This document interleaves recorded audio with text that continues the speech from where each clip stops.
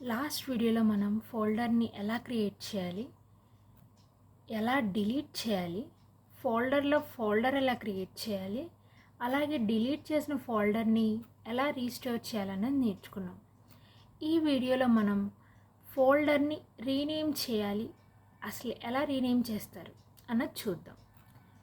ఇప్పుడు ఈ ఫోల్డర్కి 789 అనే నేమ్ ఉంది.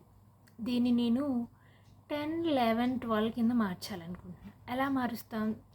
ఏదైతే ఫోల్డర్ దాన్ని రీనేమ్ చేయాలనుకుంటున్నారో దాని మీద రైట్ క్లిక్ ఇవ్వండి, రీనేమ్ ఆప్షన్ మీద లెఫ్ట్ క్లిక్ ఇవ్వండి.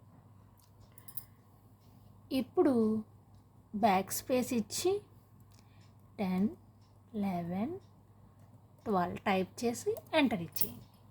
ఫోల్డర్ అనేది రీనేమ్ అయిపోయింది కదా. ఇలా మనం ఫోల్డర్ని రీనేమ్ చేసుకోవచ్చు అన్నమాట. ఫోల్డర్ రీనేమ్ అంటే ఫోల్డర్ యొక్క నేమ్ చేంజ్ చేసుకోవచ్చు అన్నమాట. Thank you for watching the video. Next వీడియోలో మనం మరి ఇంకొంచెం నేర్చుకుందాం.